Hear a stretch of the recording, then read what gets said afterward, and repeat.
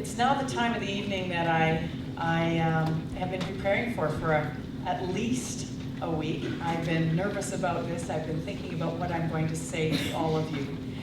So good evening, ladies and gentlemen. Thank you so much for coming this evening. You are all our honored guests this evening. After this most amazing election, I'd like to begin my remarks by thanking my family, my husband Peter, my children Terry and Laura, and my parents Terry and Kay Eddie.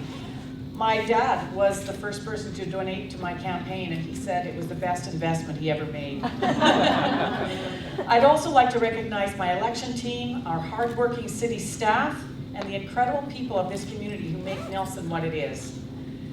It is no small thing to be the first woman elected mayor in 117 years.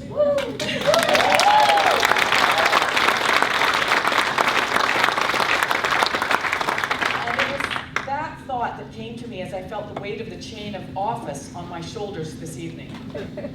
I couldn't help but think that our first Lady Alderman, as they were called then, Annie Garland Foster, must have felt the same when she was elected in 1920. Annie's successes included running Nelson's streetcar at a profit, mind you, and I think I need to learn about that, and advocating for families who felt the effects of post-traumatic stress disorder after the First World War. She ran unsuccessfully for mayor in 1922. Biographer Frances Wellwood said Annie would be delighted that Nelson has its first female mayor at long last. Some of you might be asking, who is this woman? Who is your new mayor? Over the last 9 years on council, I've worked hard to build relationships, not just locally, but with our neighbors in the larger Columbia Basin and at provincial, national, and international levels. I've learned so much through my involvement with the Columbia River Treaty, as the new president of the Association of Kootenay Boundary Local Government, and as fantastic as it seems, through my relationship with the Climate Change Institute in Vienna, Austria. And I believe that the way forward is through these relationships. We need a unified voice to make a difference when speaking to other levels of government. And we can make that difference right here in our own community by building good relationships. And I'm committed to doing that. Inclusiveness is important. The best decisions are made when people who come from different experiences and backgrounds work together. And I think our council, our newly elected council, is a great demonstration of that diversity in our community.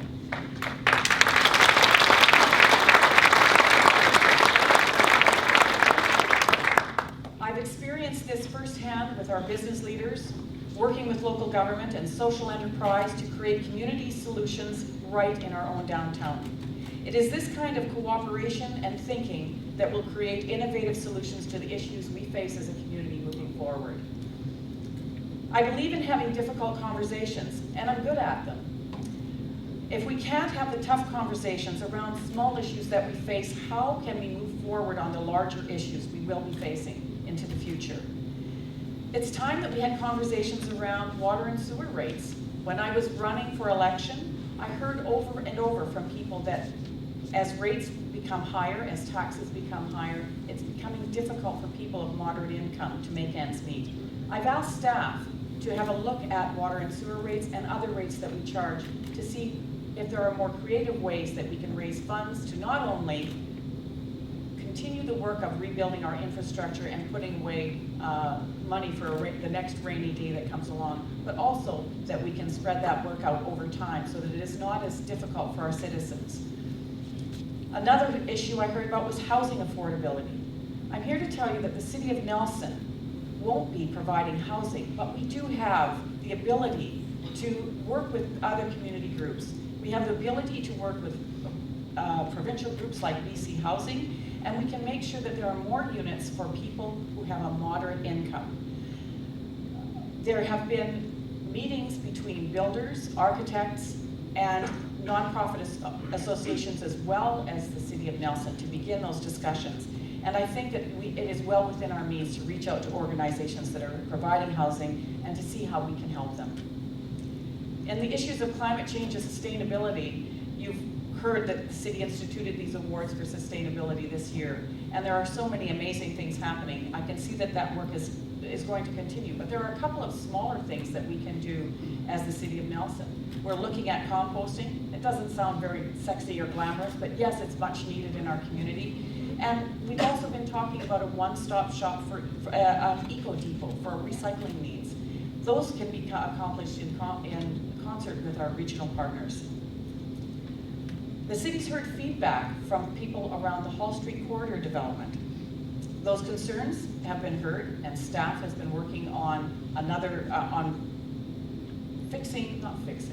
Staff has been working on design improvements that will be presented to council and to community in the not too distant future. And we think that we've come up with a good solution. And that came about as a result of some difficult conversations in community. With challenging thoughts, difficult conversations come better solutions.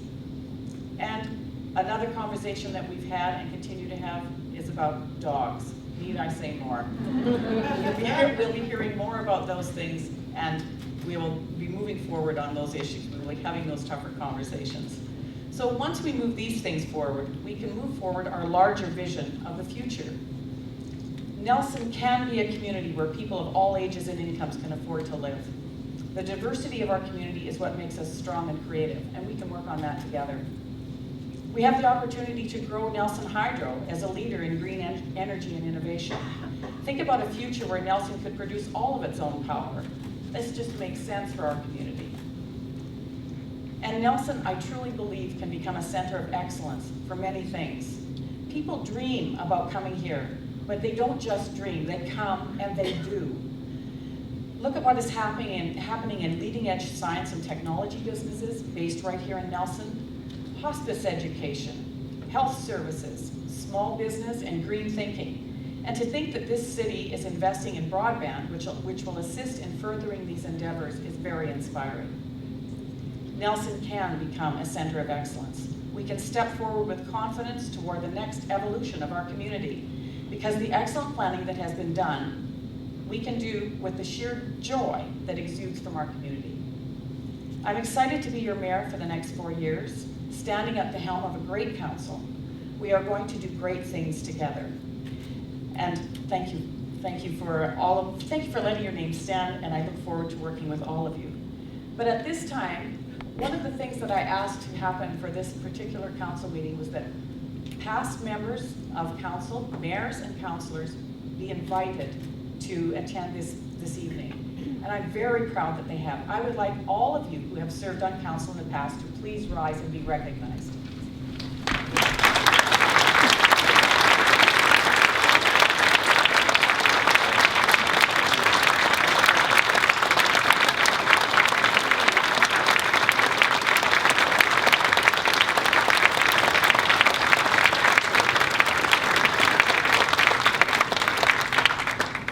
Thank you for your service. Thank you for having the vision to bring us to where we are today. And I know that with the help of this council, we'll take Nelson even further along that road to excellence. I want you all to enjoy this evening. I am going to invite you to view the chain of office. I intend to take it off once all the pictures are done, and it will be displayed, and a write-up about it will be around for you to have a look at. It belongs to the community, and I want you to have an opportunity to get an up-close look at it. So thank you for coming tonight. I appreciate you being here, and I think now, we can make a resolution to adjourn. I'll take So moved. Thank you, Councillor Sherwood, seconded by Councillor Adams. All in favor? Thank you.